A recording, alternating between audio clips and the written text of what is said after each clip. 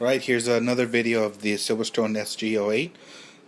The last video I made was pretty dark, so someone asked me to make another one. So hopefully the lighting's going to be better on this one. Fortunately, that's the best I can do.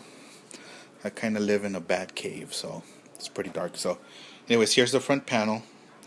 As you can see in the front panel, you have the USB 3.0 connection, as well as the audio and microphone connection. The motherboard I have here is the ASRock Z68M ITX, and it doesn't have any onboard headers for USB 3.0, so these are connected. They're still connected, but at USB 2.0 speeds. Here is the front power switch with the LED. Okay, I've removed the cover. Here's basically where the optical drive goes, and this would have to be a slim optical drive. As you can see, I opted not to use one myself. I didn't want to. I was thinking of getting a Blu-ray drive, but in the end I think it's just a waste of time. I've never really watched any movies on my computer, and it's just another connection to deal with, so I opted not to put anything in there. So of course I installed Windows using a USB drive.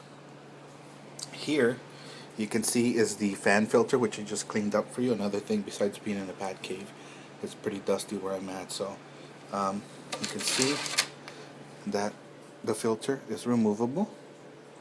That's pretty cool. Only thing that kind of sucks is, of course, you have to open up the case in order to remove the filter. But once you remove it, run it underwater or just hit it with a little air, and that should be good enough. Here you have the, I think it's 180 millimeter air penetrator, so it's actually sucking air in. That's why you have the filter, so it sucks air in. Right now it's on low, and I'll show you guys how to put it back on high in a second. So anyways, you'll notice here there's a couple of mounts. That's in case you are interested in putting a different fan in there other than the air penetrator. You can do that. You can, maybe if you get an H70 or an H80, you can connect the fan and radiator through there. Okay, filter's going back on. Alright, let's look at the side. The cable work's kind of messed up, but that's the best I can do with the limited space. Right now I have a Radeon 5750 in there. As I mentioned in the prior video, I actually keep a, and that's dusty, wow. I actually keep a MSI 560 Ti there. Unfortunately, I had a problem where one of the fins on the fan broke, so I sent that in for replacement. I've since placed an order for a 680 GTX that's going to go in here, and that should be sufficient space. As you can see, it's a pretty long case, so I believe it fits up to a 12-inch 12.2 video card in there. Here you have my best little attempt at the cable work. I took some zip ties and I took all the front panel connectors, the reset, and the rear as well, the reset buttons on the back, and connected them here, ran them through here. Okay, the case itself, it's pretty sturdy. I've taken the panel on and off a few times, so the video is probably going to make it look worse than it does look in person, but it's got like this dust type of paint texture to it, so it doesn't scratch that easily. There's the Silverstone logo. Okay, and I told you about the motherboard. Here you can see the power supply, so that's a 600 watt power supply. The PCI connectors that it comes with, it does have two connectors with either the 6 or 8 pin, as you can see. Sorry. Right, anything else I can think of to tell you right now? Nope. Let's move to the other side.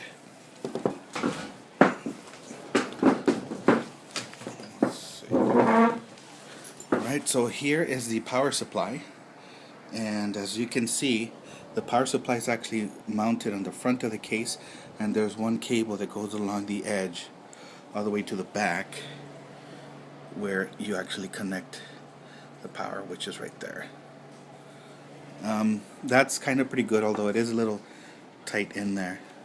There are some dampening rings here on the cage, I guess, if you're using a hard disk drive, in case it's the spinning, so it won't make too much sound. I'm actually using, as you can see here, a SSD drive. Actually, you probably can't tell that it's an SSD drive because it's just a 2.5 drive. But anyways, you can fit one here and another one fits here. So you can have two of those. And on the other side, which I didn't really show you, I guess it's covered under here. Oops.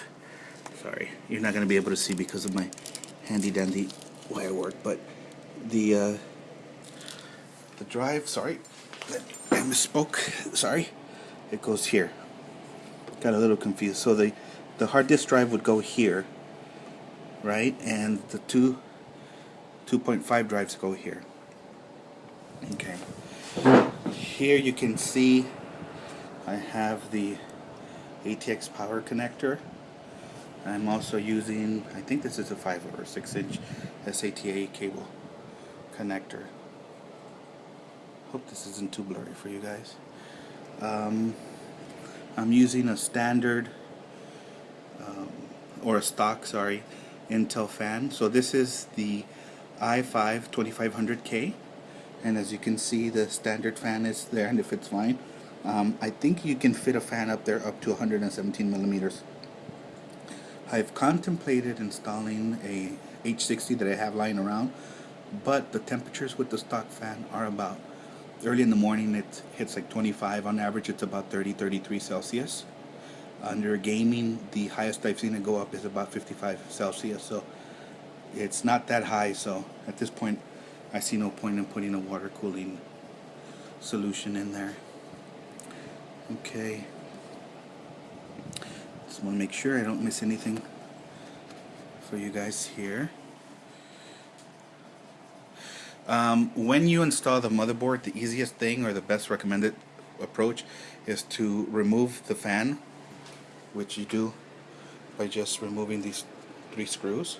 Take it off, and then that gives you easy access to drop the ITX motherboard in there. Okay, let's look at the back.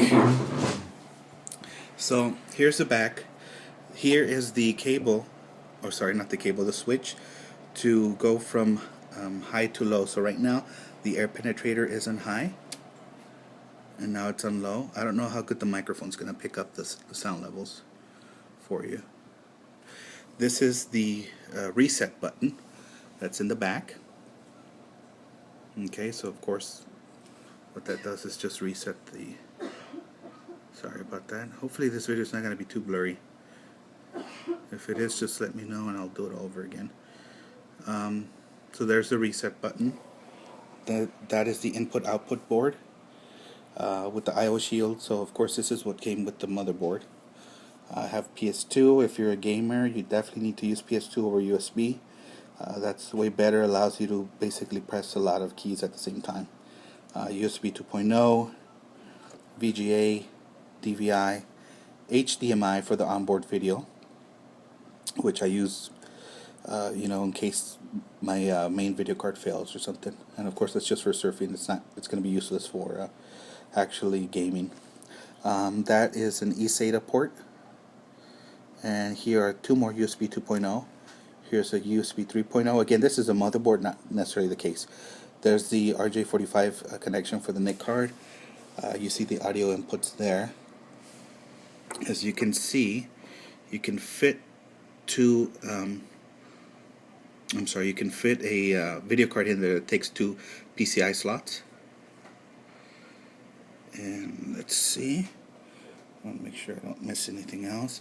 The case is very quiet. In fact, the only sound I normally hear is from the video card right now. The MSI card was actually pretty quiet, but this 5770 is super loud. And again, probably need to clean up the case a little bit. There's something else that I wanted to show you guys. The power connector, or the switch for the case, I'm sorry, for the power supply. It's actually there. Let me fix that. There. So that is kind of hard to reach in case you do need to turn off the power supply from there. Okay.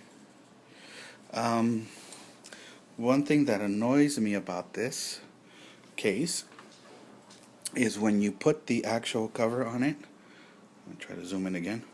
When you put the actual cover on it, this part here is perfectly flush, but this corner in particular, the cover is a little bit raised, and it's not that it's hitting anything on the side because there's not really much to hit, but you see it raised a bit, so it's not perfectly flush, and I'm kind of anal when it comes to that kind of stuff. So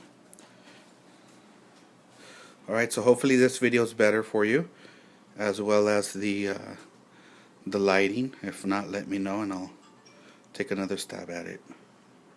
Let me know if you have any questions.